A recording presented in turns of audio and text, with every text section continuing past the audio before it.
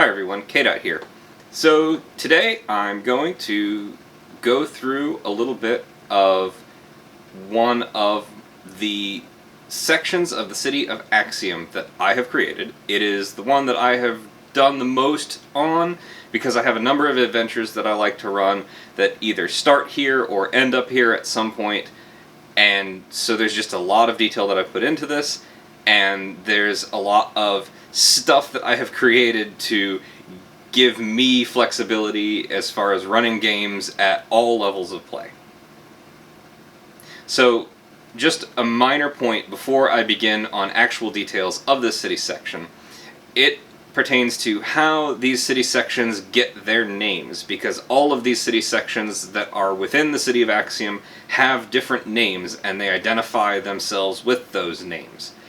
These names come from some landmark or feature that appears with the city section. And as I had stated before, city sections in Axiom appear around its edges as more space is needed when too many people are crowding into Axiom itself. This is just a facet of the manufactured universe and plane that is the city of Axiom.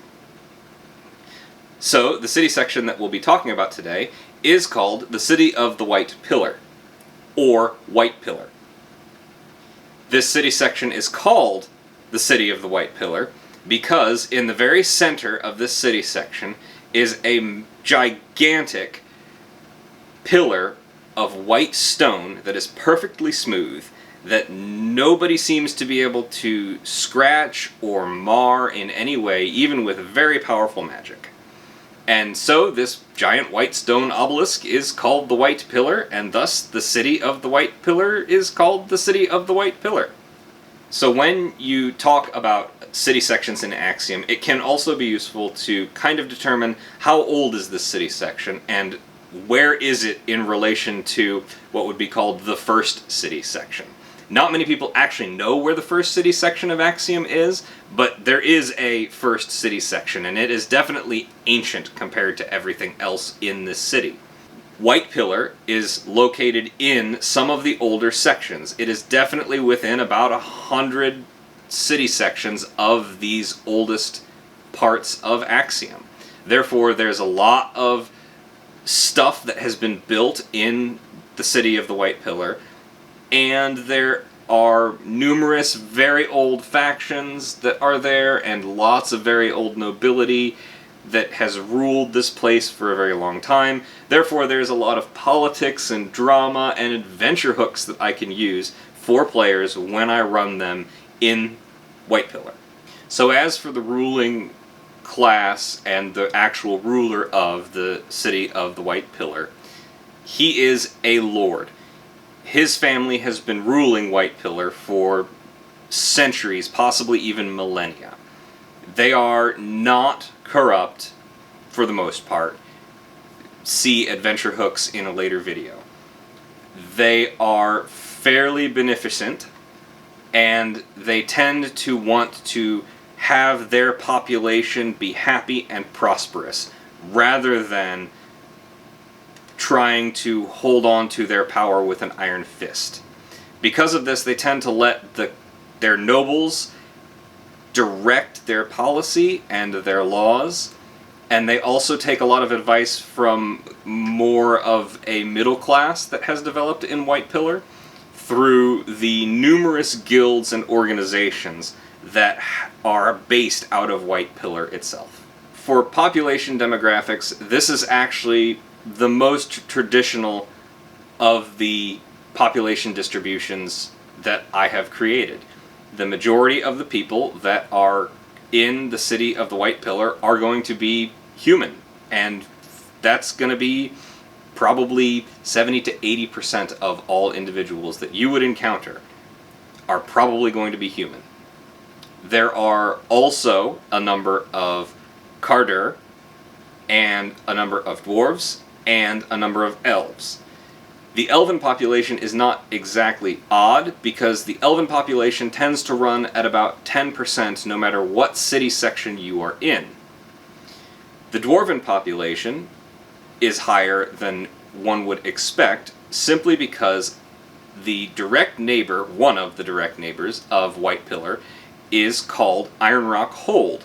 And this is a city section that is dominated by the dwarves, mostly because the majority of the portals that connect Iron Rock Hold to other worlds connect to places where the dwarves are the vast majority of the individuals that are there.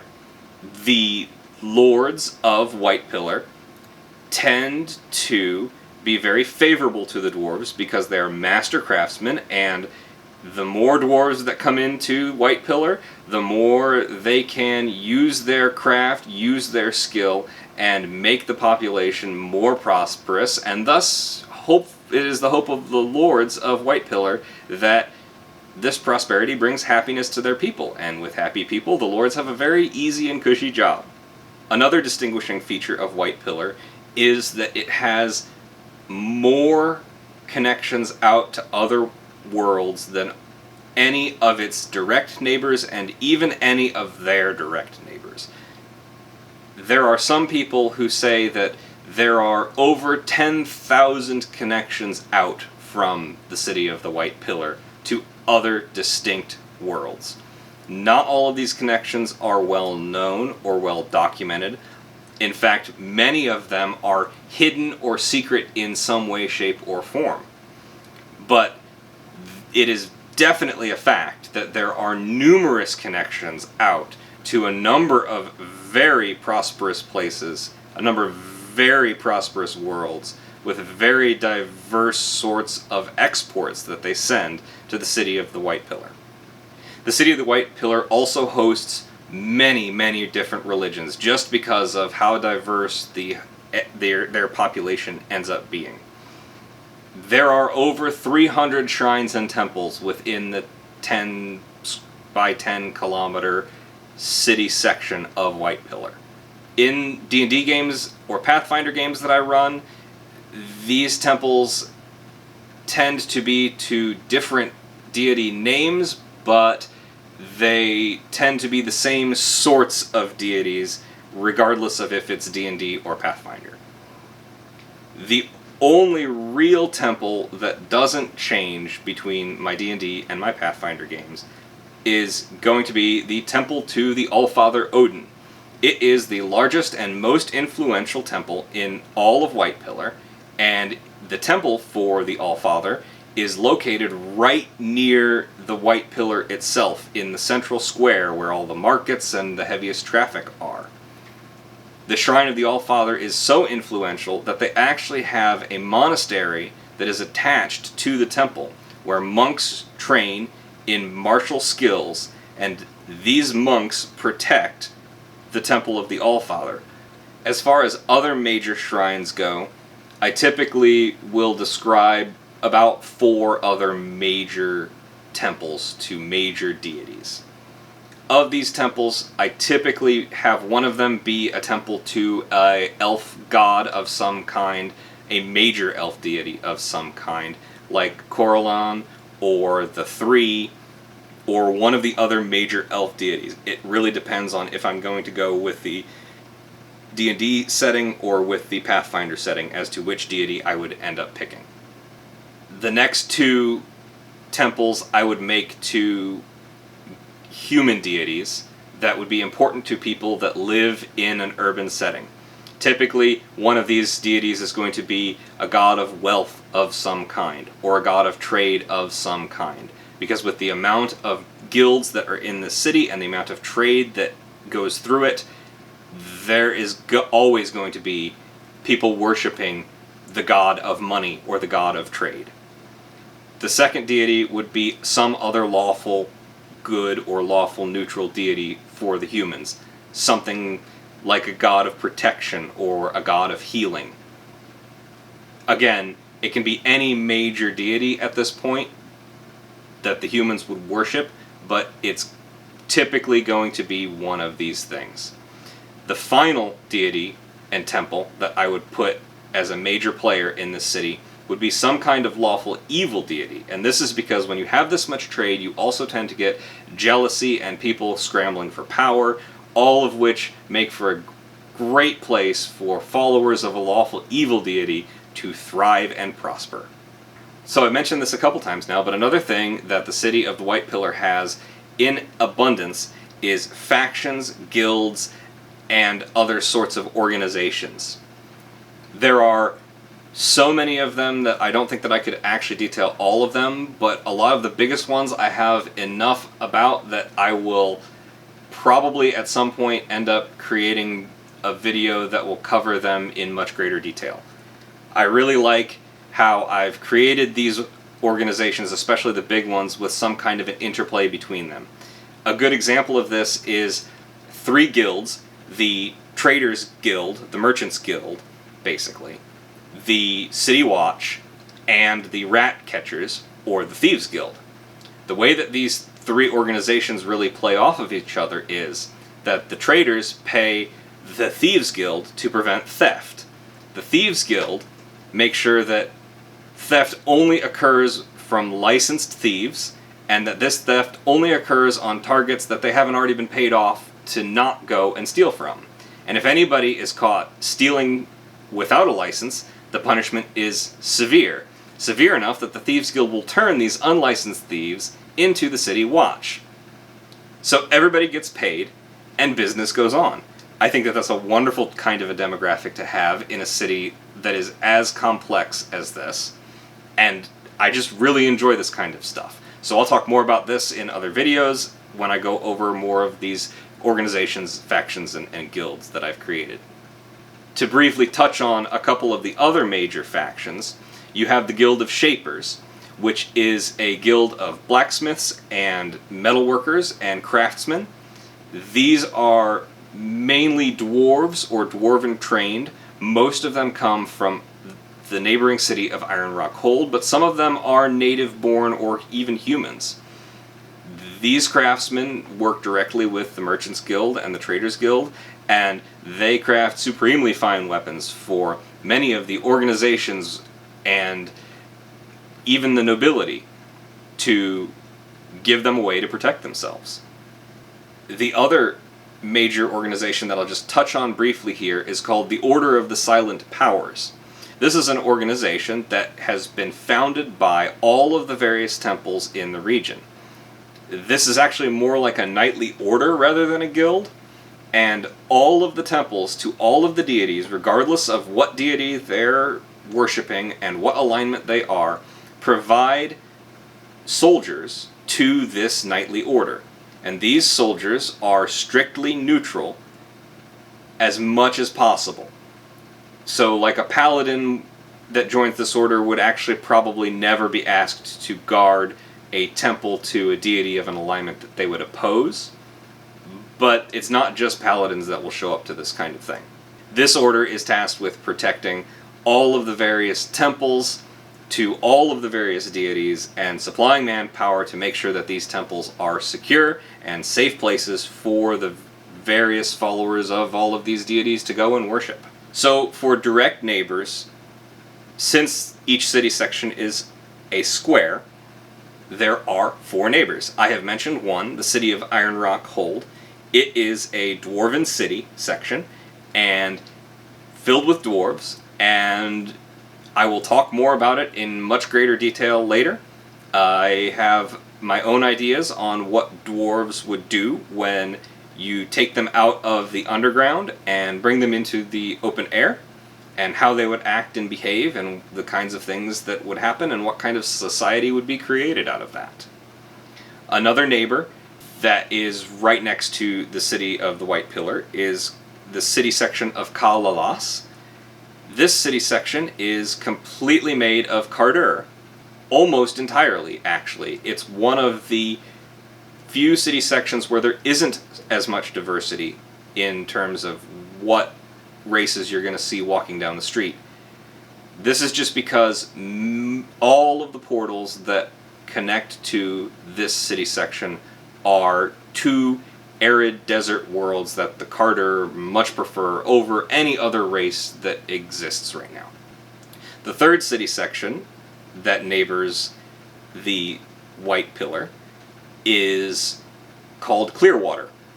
This city section was one that I created as a contrast to the openness and willingness of the ruling class in the White Pillar to work with non-nobles. This city section is ruled more by a despot, and it connects two worlds where the nobility is very much more of a hard feudal caste system type of a place.